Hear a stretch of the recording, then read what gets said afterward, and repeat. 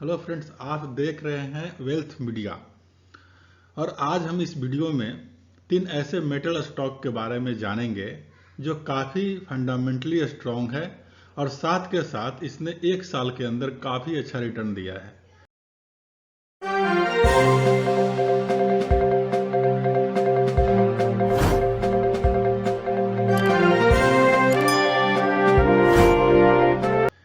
जिसमें पहला है JSW स्टील, दूसरा है टाटा स्टील लिमिटेड और तीसरा है हिंडाल्को इंडस्ट्री। तो सबसे पहले जानते हैं JSW स्टील के बारे में। JSW का जो प्राइमरी बिजनेस है वो है मैन्युफैक्चर एंड सेल, यानी बनाती भी है और बेचती भी है। क्या? आयरन और स्टील के प्रोडक्ट।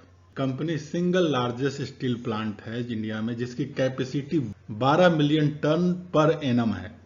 JSW का प्लांट इंडिया में 6 जगहों पर है: Vijayanagar Karnataka, Salem Tamil Nadu and Tarapur, Vasind, Kamleshwar and Dolvi in Maharashtra. Stock की करंट प्राइस की बात करें तो ये 22 अक्टूबर को 665 रुपये के आसपास ट्रेड कर रहा है, जो 1-2% डाउन चल रहा है। इसका जो हेडक्वार्टर मुंबई में है और फाउंडर इसके सज्जन जिंदल हैं। ये कंपनी बनी थी 1982 में और इसका रेवेन्यू है 73,872 करोड़ रुपया। JSW ग्रुप का एक कंपनी है।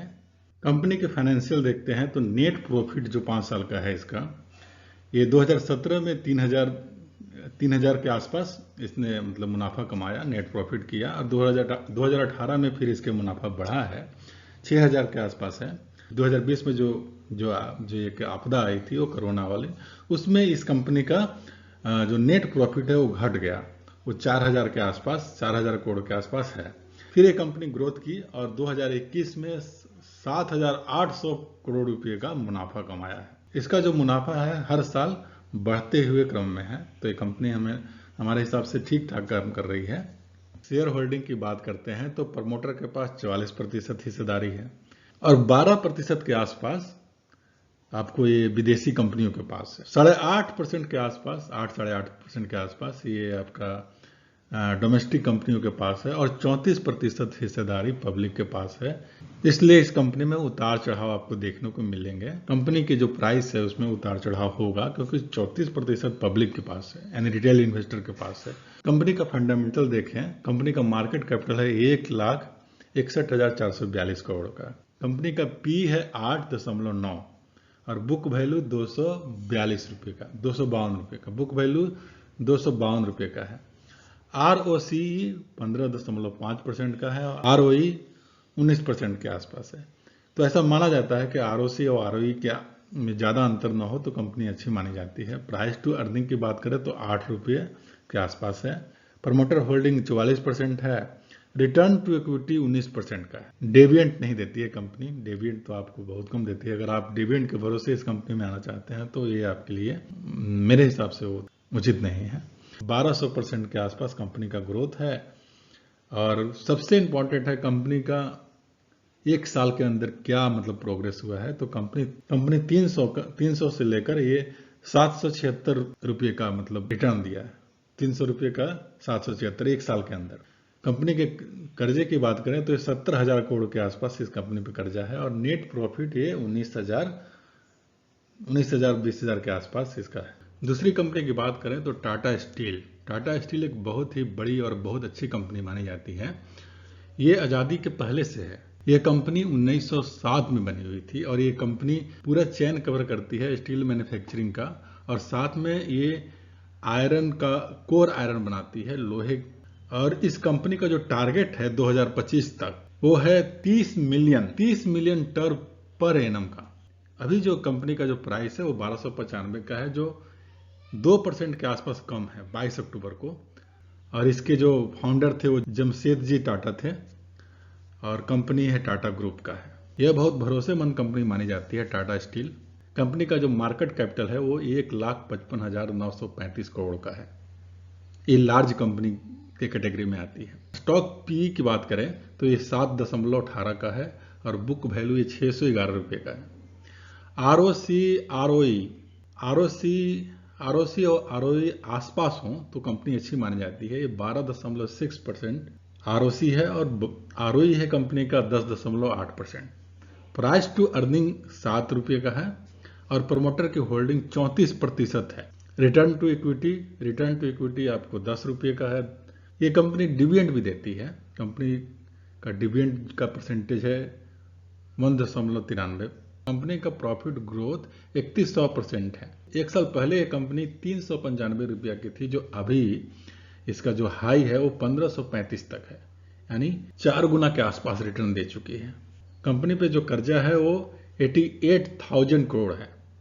नेट प्रॉफिट कमाती है कंपनी 20,000-21,000 के आसपास। कंपनी का फाइनेंशियल है, नेट प्रॉफिट जो है कंपनी का 2017 में 312 करोड़ था, जो माइनस में था, और ये 2018 में बढ़कर 17,530 करोड़ रुपए का हो गया। 2019 में ये फिर कम हुआ, ये 8,000 करोड़ के आसपास हो गया। 2020 में जो कोरोना की वजह से बिजनेस सारा बंद होने की वजह से ये 984 करोड़ रुपए के आसपास इसने प्रॉफिट कमाया।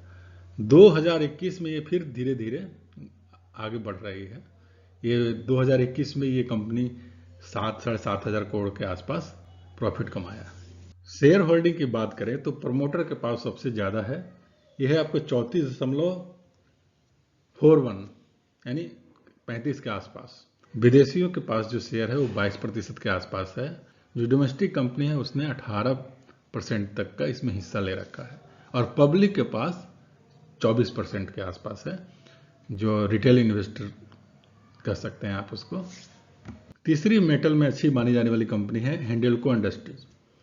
ये जो बिजनेस करती है वो एल्युमिनियम बनाती भी है, एल्युमिनियम के प्रोडक्ट भी बनाती है, कॉपर बनाती है, कॉपर के भी प्रोडक्ट बनाती है। ये कंपनी अपने देश में बिजनेस करती है और साथ के साथ दूसरे देशों में भी, मतलब वर्ल्ड पूरे विश्व में बिजनेस करती है। कंपनी का फंडामेंटल है, आपका मार्केट कैपिटल इसका है 1,05,000 करोड़ के आसपास। स्टॉक का पी है वो 16 का है, और आरओसी 7.42 और आरओई 5.33। ये दोनों आसपास मिलते हो तो अच्छी मानी जाती है कंपनी। प्राइस टू अर्निंग है 16 रुपये का, और प्रमोटर की होल्डिंग है इसमें 34% का। रिटर्न टू इक्विटी 5.33% का है। कंपनी का जो प्राइस है अभी, जो 22 अक्टूबर की जो प्राइस है वो 470 रुपये के पास है। इसमें भी डाउन चल रहा है अब कभी। ये कंपनी अभी डाउन चल रहा है, तो आप इसमें खरीद सकते हैं। इसकी बुक वैल्यू है 296 रुपये का, और ये कंपनी डिविडेंड देती है, मतलब बहुत कम देती है। प्रॉफिट ग्रोथ है कंपनी का 178%। कंपनी का प्रॉफिट ग्रोथ है 178%। और अब हाई और लो की बात करें, 165 रुपये का शेयर 552 रुपये का हो गया, यानी 4 गुना के आसपास इसने हाई मतलब रिटर्न दिया है। कंपनी के पास कर्जा है 68 करोड़ के आसपास। नेट प्रॉफिट कमाती है ये 6,000-7,000 के आसपास। कंपनी का फाइनेंशियल यानी नेट प्रॉफिट क्या है, इसका कंपेयर करते हैं 2017 से 2021 के बीच में कैसा रहा इसका बिजनेस, कैसा रहा प्रॉफिट। तो 2007 में इसने 1900 करोड़ रुपये कमाया, 18 में 6,000, मतलब काफ़ी बढ़ गया, 6,000 करोड़ के आसपास कमाया। और 2019 में ये 5400 करोड़ यानी 5,000 करोड़ के आसपास इसने प्रॉफिट कमाया। 2020 में ये घट गया आपका, ये आपको 3700 करोड़ रुपए का, और 2021 में फिर इसने प्रॉफिट अच्छा कमाया है 5,000 के आसपास। शेयर होल्डिंग की बात करें तो प्रमोटर के पास 34% के आसपास हिस्सेदारी है इसमें, और विदेशियों के पास 25% है। डोमेस्टिक कंपनियां जैसे म्यूचुअल फंड और भी है जो, उसके पास इसका हिस्सेदारी है आपको 20% के आसपास, और पब्लिक का इसमें हिस्सेदारी है 18%, और कुछ अन्य अदर्स भी हैं जो 0.3% के आसपास इसमें अपना हिस्सा ले रखे हैं। तो आज के इस वीडियो में ये 3 फंडामेंटल कंपनी जो अच्छी है मेटल के उसमें, इसी के साथ ये वीडियो खत्म करते हैं, और अब मिलते हैं अगले वीडियो में जिसमें हम बात करेंगे एशियन पेंट के बारे में। तो आप इस चैनल को सब्सक्राइब कीजिए। थैंक यू, मिलते हैं अगले वीडियो में।